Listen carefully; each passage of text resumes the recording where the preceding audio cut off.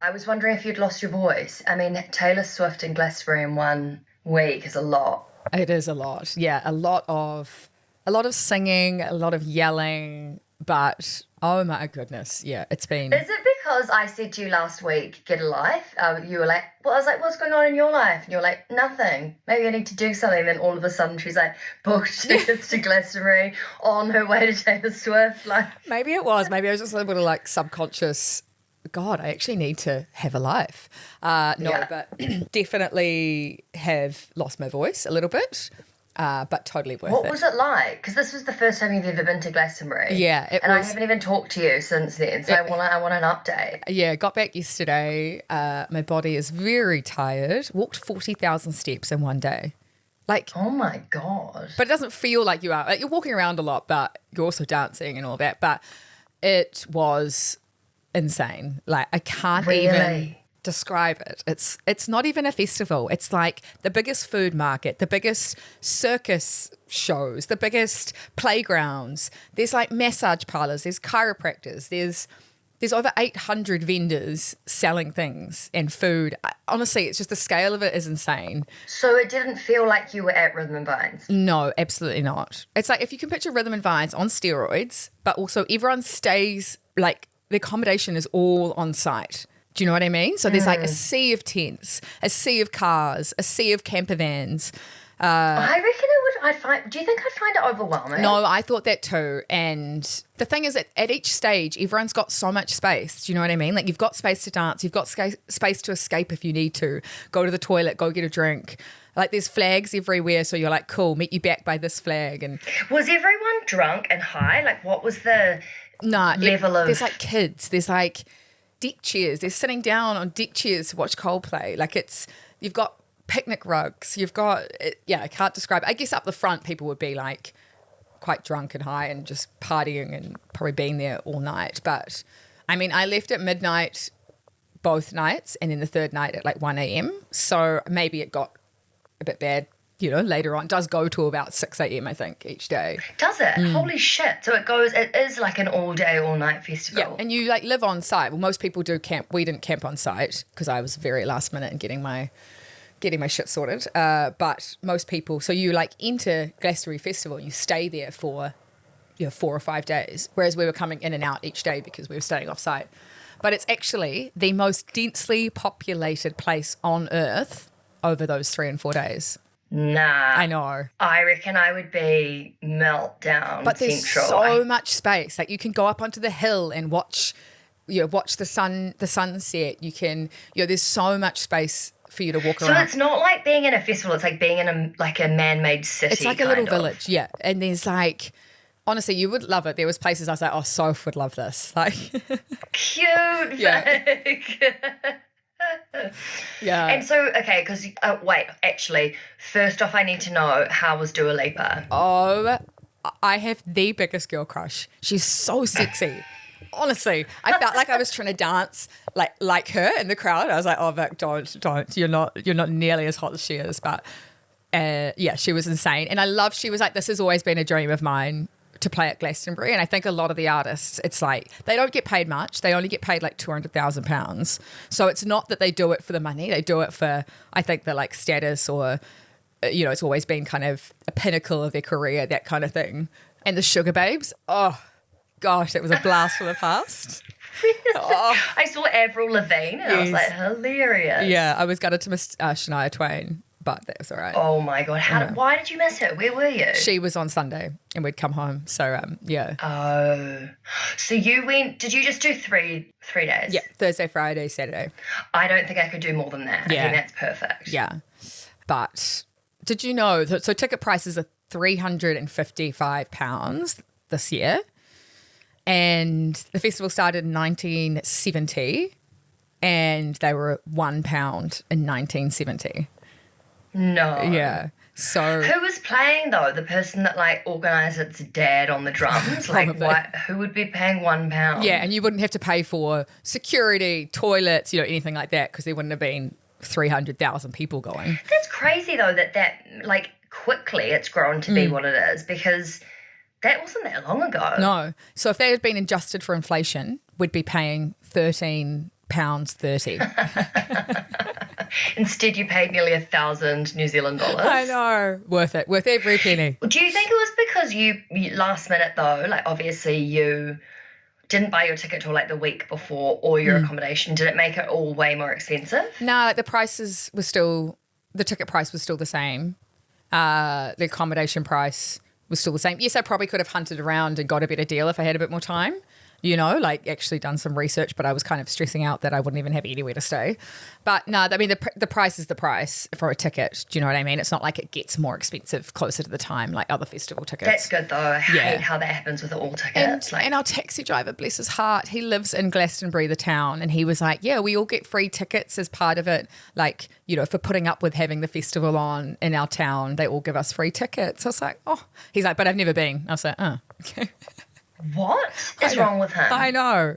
Yeah. Hey, so what did you spend in terms of food and alcohol during the day? Like, what do you think the total 3 days cost? So you can take your alcohol in, which I didn't realise, which was amazing. And so we just bought soda waters all day and took our own tequila. And it, A, made it for much cheaper, and B, the queues for soda water rather than at the bar was so much quicker. So did you just have like a hip flask or something? Yeah, not not like a silver hip flask that was swigging. No, but I had like a water bottle that was filled with tequila. So that's great. Yeah, and you could just. Why are you allowed to do that and not at other festivals? I think because maybe to prevent the queues from being so big. Or also true. The prices. True. It is one of the most expensive festivals in Europe, and the prices of drinks and some food is the equivalent to London prices. So there has been a bit of a kind of, not uproar, but a bit of a disgruntled, maybe few people that are like, hey, hang on. But if you can take your own alcohol and just buy soda waters, it kind of works out, the same. What sort of food is it? Food, oh my gosh, you would have been in heaven. Really? Like, everything you can think of. Just imagine the best farmers market, like food market, like think Broadway market on steroids, No. Yeah. 800 vendors, so 400 different stalls of food. Like it's, holy I felt like the first day I just walked around with my mouth open, just kind of in such shock. Yeah, it was crazy. But so the great thing is that they donate nearly $4 million per festival to charity. So I think wow, 4 million, that's enormous. I think what would the whole thing make each year? It generates about £90 million, pays out about 60 million to costs, expenses, people running the festival. Left over, it's got about 30 million that it makes. So it's a 30 million a year revenue. Profit. Yeah. Oh. And so then of that, you said that they give them some charity money. About £4 million to charity. Yeah. Wow. And that Greenpeace is one of the biggest, organisers or sponsors, whatever you call it. But like, there's a Greenpeace stage. I think that's what makes it such like a happy place, is that it's not a big money making thing. Do you know what I mean? Yes, they make money because they have to make money to pay for things. But I think it's also because they give back so much. They make $160 million for businesses in the area, and that come to Glastonbury make so much money from this as well. So it does benefit a lot of businesses, a lot of charities. That's what I think makes it okay to be such a large festival that disrupts probably a small town in the UK, if that makes sense. Yeah. It's so weird because I think my experience of festivals has always been quite, I don't know, I always just find it so like stimulation overload. Yeah. I always want to have a good time, and I do generally, like, for the most part, but I find them a lot. Like even before I'd gone to Splore, which is this New Zealand festival for anyone that's not a Kiwi, it's like it sounds like a tiny mini version of Glastonbury, in terms of like everyone's really happy and friendly and it's right by the ocean and it's just like there's kids everywhere, blah, blah, blah. But I still found it really full on. Yeah. I still was like, this is a lot of stimulation, a lot of people, a lot of like... Yeah, there's definitely like we've stumbled across like the kids area, and it was actually quite nice to like just be like... you're like, I'll just park up there for a while. And then there was like a massage and like chiropractor area, and I was like, oh, why didn't we find this earlier? I was like, this would have been amazing, like just chilling out. So there are quiet, really peaceful places that you can escape to. which is nice. Yeah. And did you lose everyone, or did you manage to like stay with people? Nah, I stayed with people. I went off and met other people and then came back, and yeah, there's all those flags everywhere, which is quite a Glastonbury thing. And so as long as you're like, I'll meet you back by the smiley face flag or whatever, then it's very easy to find people. Yeah, 300,000 people. That's the size of Christchurch. I remember saying that to someone. I was like, yeah, this is like this. Everyone's like, oh, you're from New Zealand. You're like, yeah. They're like, you've come all this way to Glastonbury. And I was kind of like, yeah, pretty much. I was like, no, I live in London. I was like, but this is actually the size of a small town in New Zealand. And they're like, whoa. It's quite funny. So is it the kind of thing that we're like, it's a must every year? Yeah. Like, is this I need to start planning for it now? Yeah, definitely. Start budgeting, start planning. And can we actually do that? Could you help me put together a bit of a Glastonbury budget? Like, yeah, what definitely. it looks like, the total? Yeah, we were getting a taxi to the train station on the way home, and the taxi driver, bless his heart, he was like, oh, last year I dropped a girl home from Glastonbury back to London. And how far is that? it's like a 3-4 hour drive, and she paid £500 for the trip, and he said she puts away nearly $10 a week in the lead up to Glastonbury, so for a year, to afford a cab home at the end of the night because she doesn't want to mission it with sorting out trains and buses and all of that. When you said that, I just was immediately like, she must be an absolute baller, you know? Yeah. Like, there's no way you would pay 1,000 New Zealand dollars for a taxi. But the fact that she actually plans that in advance. I know. Yeah. Genius. Part of me's like, just be a bit more organised and get a train or a bus would be way cheaper. Yeah, or just leave slightly earlier. Totally, And yeah. like miss all the admin, like I know. everyone leaving at the same time. Quite funny. But yes, let's put a plan together for next year's Glastonbury, because every 5 years they have a year off to help the land regrow and the farm actually be a farm. So next year is the last year before they have the year off. So Oh shit. Yeah. Okay, well, we need to get ourselves sorted. Yeah. Let's put together like a Glastonbury budget. Yeah. Like year out. Do you know what's just going to be annoying though is if we get to like ticket sales and I've spent half the year budgeting and then can't get a ticket. Manifesting. That's what I did. Yeah, I got a okay. ticket pretty much 4 days before. So Yeah. just okay, manifest. Love it, love it, love it. Yeah. Yes. And Soph's in Switzerland. I know, I'm in Switzerland. I feel like you're like frolicking in the hills. On the train here, I was like, I just want to go and yodel.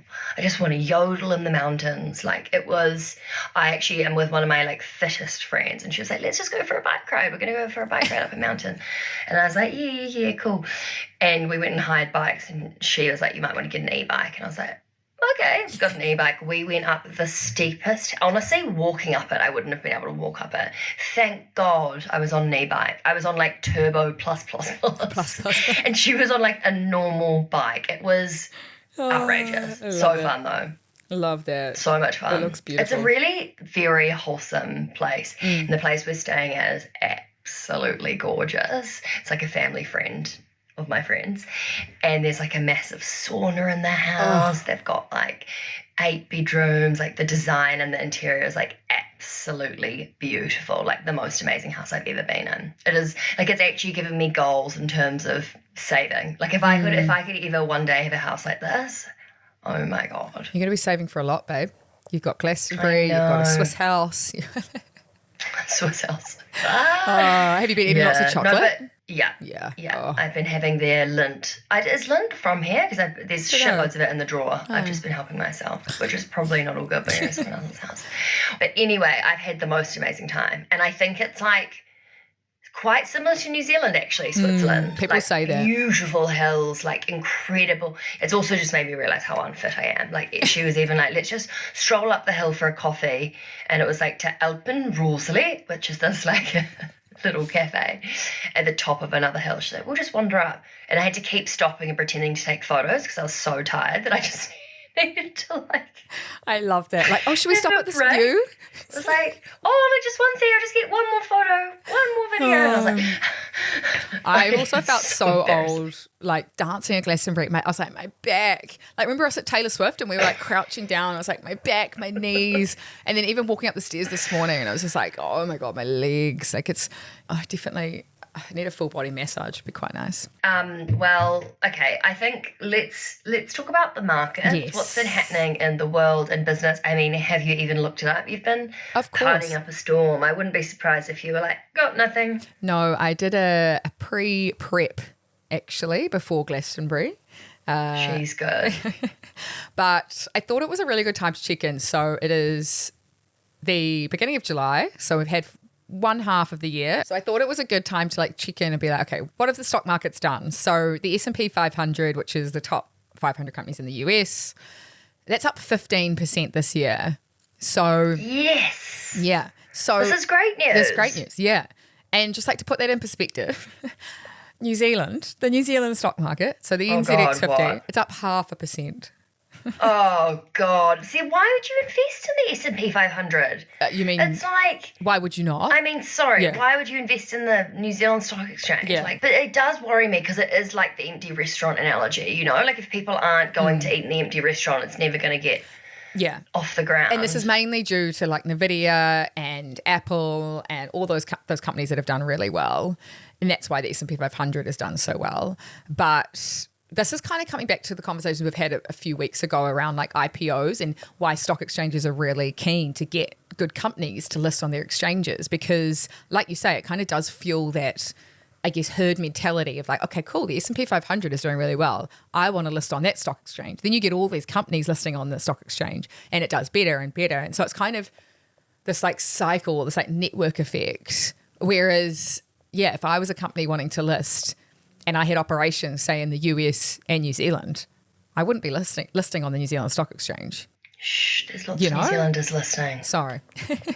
Sorry anyone from the NZX is listening, but it's because we've got electricity companies, we've got airlines, we've got building companies. You know, we've got quite boring companies on our stock exchange. They're not the Nvidias of the world. They're not No. AI companies, you know, they're not exciting. There's not a whole lot of innovation happening, is there? No. The other thing with that is the S&P 500 up 15% in the first 6 months. Now, remember, historically, the S&P 500 has done about 10% return per year. So it might go down for the rest of the year. Well, maybe not the rest of the year, but it is something to be aware of, is that like when something is doing really well and like above its average, it's got an average for a reason, and that's because it's generated that return over the long term. So if it's trading above, at some point It's going to have to come down. Yeah, and But I mean, what if I'm not the saying average just gets better, you know? What if yeah, like... and it will if it keeps doing better and better and better year after year after year, then that average does, you know, that might be 11% per year over the long term. But when you've got about a 30-year average, you know, there is a true. lot of big events in there. There's a lot of data. economic cycles, you know, pandemics, all of that. So, yeah, it is something to be aware of. But, I mean, 15%, it's not, if it was up like 30, then I'd probably be a bit more concerned. But, yeah, just something to be aware of. But, yeah, stock market's doing very well this year, 15%, which... What about other countries? Like, is the US doing astronomically better than others, or is that kind of like... Well, the Australian Stock Exchange is up about 2%. So, yeah. Southern Hemisphere is not pulling its weight. No, I know. Yeah. So, but the Australian Stock Exchange is made up of a lot of kind of oil and gas companies, a lot of banks. Again, it's not the exciting technology, AI kind of companies. So that does make sense that it hasn't done very well. Does it though? I thought oil and gas, everyone's like banging on about how well it's doing. I mean, it's not like Nvidia. What, it's up like over 100% this year. Do you know what I mean? Like that's not, in terms of a sector, the tech sector is doing fantastically well. And then we look at the UK, and that's the FTSE 100, which is up about 6% Isn't this it year. the FTSE 200? Is it only 100? Nah, 100. So the UK stock exchange has less companies on it than Australia. No, this is the index, remember? So this is a sample size of the stock exchange. Yeah, but why is the sample size of the UK smaller than Australia? Don't know. Good question. It's just, they've just picked a sample and maybe 100 is what they think is a good sample size. Random. Because I would have kind of thought because New intrigued. Zealand only has 50, that's representative of the idea that we have less companies, whereas, the S&P 500 is a sample of 500 and then Australia's 200, I would have just thought Yeah. the UK would be bigger, maybe? I mean, there's lots of different indexes that you can call out. Do you know what I mean? Like there is the ASX 100, but it's not the most common or the most popular index that people refer to. So when they are talking about the Australian Stock Exchange, it is the ASX 200, but you can just take the top 100 if that makes sense. So, but yeah, up 6%, which is better than Australia and New Zealand. Shit, so the US is absolutely killing it. Flying, yeah. And it is all pretty much down to NVIDIA, which is concerning because you want an index or a sample or an average to be representative. You know, you don't want one company like dominating. If one company's doing really well and the rest are all going backwards, that's not very good. You want them all to be doing really well. But yeah. One thing I found actually, which I thought was quite interesting, there's like a new asset class that What? we could possibly invest in. Yeah. Oh my God. Okay, wait, don't tell me. Give me hints. Football? Sport. Yeah. No Well, way. athletes. Oh my God, that's so cool. Yeah. So if you think of a company, like when you invest in a company, you're buying a share of that company and you're getting, I guess, a portion of its profits, of its earnings as it grows and grows and grows. And the more it grows, the more you get. It's reflected in the share price, but the more, you want to invest in a company that's growing its revenue, growing its profit. It's exactly the same with a human. If you're investing in an athlete and they're a great athlete and their income they manage to earn is more and more and more, then the model of this is that they pay out a certain percentage of their income and that's what you get for But why investing would in the them. athlete need to take investment from anyone? Like, what are they going to use that money to do? Make more money. They're effectively at IPOing their own So they like basically... self. So it's like their net worth, kind of. Yeah. And they're IPOing themselves as like a little company, if you think about it like that. So But don't companies normally IPO because they have big plans that they need capital for to grow? So what would the equivalent be for an athlete? Like, what would they be needing that capital for? I guess you're investing in them and their future earnings and you want to get that return on your investment. So it's like if you're investing in Tom Brady, for example, in the early days, and then he gets better and better and better and better, and then that's a great return on your investment, then that's what you'd be investing in is the future earnings. Does that make sense? Right. The So, future so income. you just have to think about it almost differently too. It's like a different asset class. So you wouldn't look at them and like what they're going to use that capital for in terms of like, we're going to start a clothing line or we're going to go and do this. It's more like the future potential of what the value of that person's worth. So would a better way to look at it be like commodities or fashion that's probably brands or bags or, things that aren't necessarily, they don't need money to grow, but the essence of who they are will grow in value. Is it more that? Yeah, that's probably a better idea. Like investing in gold and the gold price goes up and up and up. It's kind of like that. Oh my God, so this is almost like quite a cool way for people to earn money through sport but not through gambling. Yeah, and it's exactly. The only way that you've really been able to invest in sport is through gambling and like betting sites and all of that. Oh, I feel like this might be quite disastrous for gambling companies. Well, yeah, I think here you're investing in the person, whereas gambling you're investing in like the game. I guess you can invest in and the the person. team. Yeah, but I think this. I bet if there's guys listening, they're like, oh my God. I know. They'll be like, you girls, oh God. Sports Chat 101 by the Curve. Yeah. So true. Like you can invest in players. Like, of course you can. Everyone's like, we knew that 5 years ago. But it's a new company called Vestable, and so that's the kind of the platform you use to invest in these players. And it started off with a few NFL players, so football players in the US. But one thing I would is like it's a new asset class, like it's a new platform to invest in Vestables, and it's a new IPO, so it's just something to be a bit careful of. But it's quite interesting. I love when people get creative with ways you can invest. It's like it really opens up the investing world for people that, might have not thought it was for them or are really into sports and certain athletes and can actually spot really good players early on. Totally. I mean, I think I'm almost wondering if there's like, do you know what would be quite fun one day, Vic, is for us to brainstorm other asset classes and just for the sake of like getting people to think about investing differently, because I think if you've never been interested in business or the economy, then investing you just assume is not for you. But actually, as you say, like if the idea of investing in sports, or you love sports and now all of a sudden you can use those skills or the things you know to make money, there's surely got to be many other examples of that. You know, like say it was totally. like, I don't know, you were super passionate about the environment, or like, I don't know, I'm trying to think of different things that it could be. It's almost stuff that was a hobby can be turned into a money-making exercise if it became an asset class. Yeah, that'll be fun. Yeah, let's have a think. Because even like if you think about it, like personalities, like, you know, it could be radio or TV hosts or influencers. Like maybe if you see like up and coming people or talent, it could be in different spaces, not just sport. Yeah. You could invest in them and get a clip of their earnings in the future. The one thing with this though is that with sports players, there's a lot of injuries. So imagine if you invested in an up and coming football player and then Pretty they got risky. injured and could never play again. You know, it's like There is always risks when it comes to investing. So it's just something. Just different something to be types aware of risks, I guess, depending on what you're investing in. Yeah. On the whole sports side of things, we also had Nike have their results last week, and its shares fell about 12%, which hasn't been this level for over 4 years. So it's What's been going on with Nike? So people aren't buying as much Nike stuff. So China, the US are particularly soft. People are just unsure about like what's going on in the world.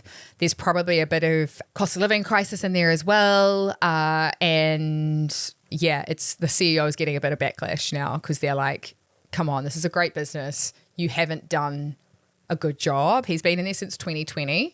So he's been in there nearly 4 years. He came from eBay.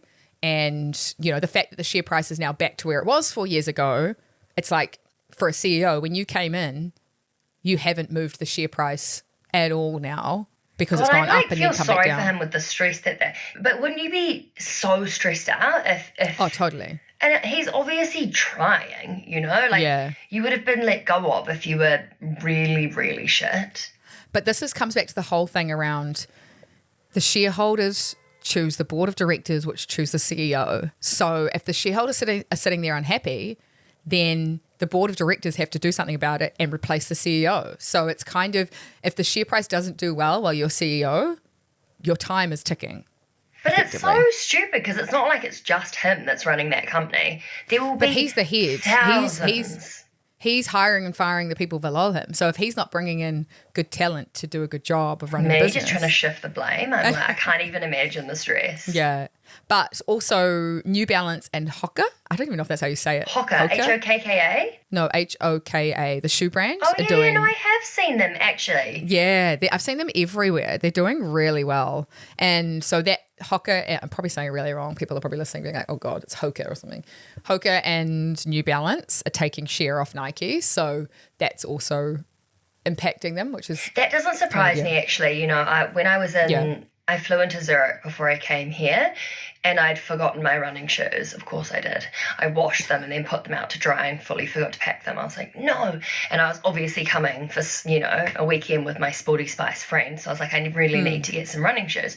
So I went into Foot Locker and was trying to find something that wasn't outrageously expensive as a last minute shoe option, and New Balance was so expensive, like more expensive than all of them, and Hoka or whatever were there too, and the ones that I managed to get a deal on, like that were cheaper, were... Don't tell me you bought Hoka. No, I didn't. I wish I had. I think they're the most ugliest shoes. Sorry, people, anyone that's got them. Righto. No, I bought Asics and they were like 55 francs, or is that what it's called? Francs? Anyway, it was just interesting because I would have thought that Nike would have been more expensive, and actually it was like New Balance that were the most expensive. And I don't know if it's like quality of shoe or if it's just that they're cool now, but yeah, it was weird. I definitely did think it's quite strange that I'm getting a deal on what normally is viewed as like more expensive or quality, and they're cheaper. Yeah, especially when it's a bigger, more well-known brand. Because Asics are normally quite expensive. Yeah, I love Asics. I think they're great. I think they're great, like fitness shoe, you know?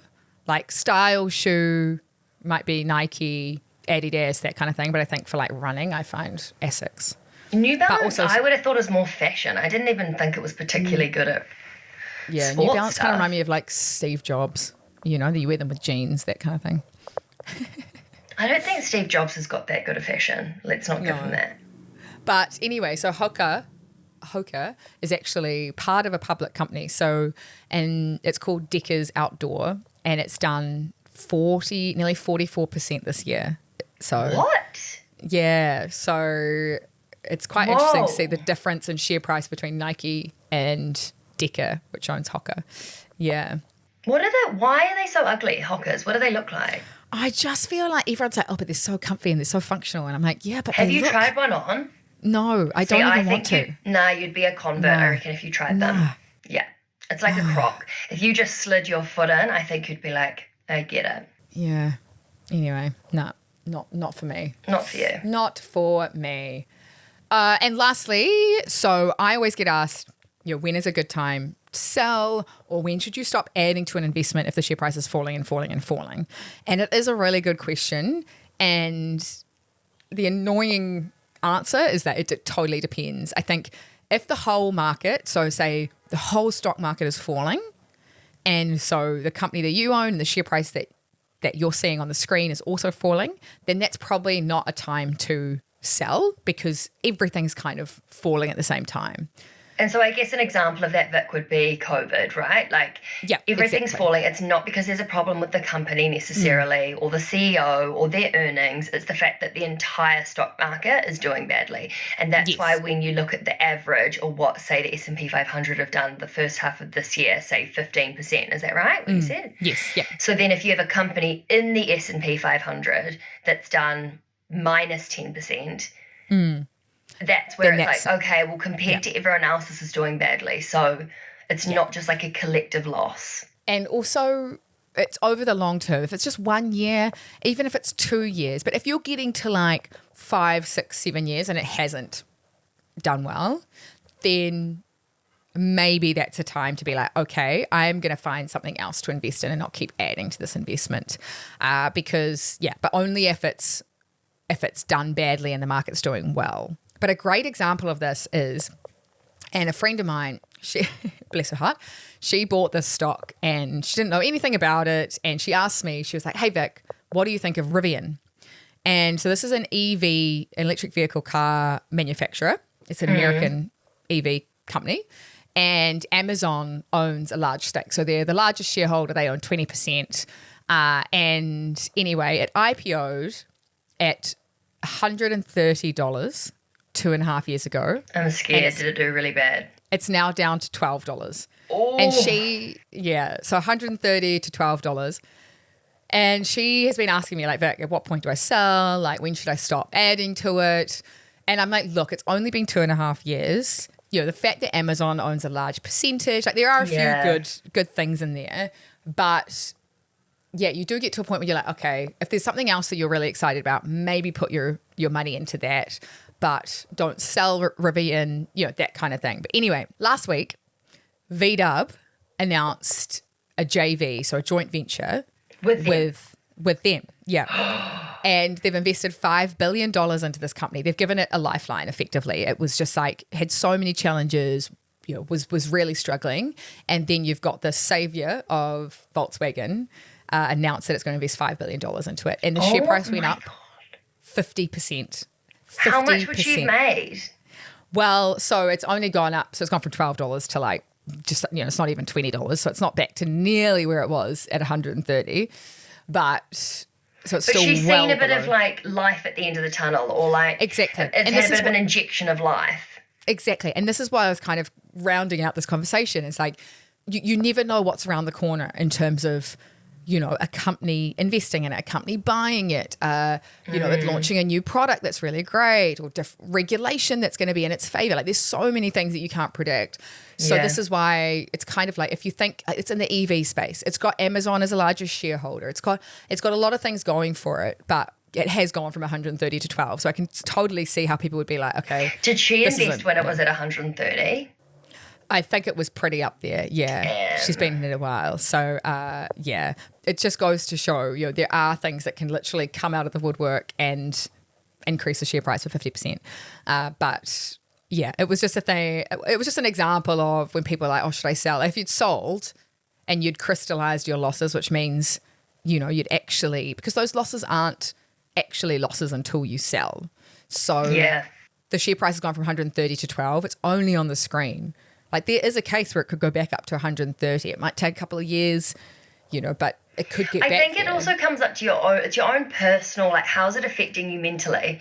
Like, Yeah, if you're exactly. putting money into that share and it's, at $12 and you see it go to 11 and you're constantly funneling money in, if it's making you feel like really not good, Yeah. it's like, your health and well-being and your mental health should be more important than a potential upside. But I guess that's why it comes down to your own personal preference, because if you can just be funneling money into something that is kind of going down but you don't feel too stressed about it, fine.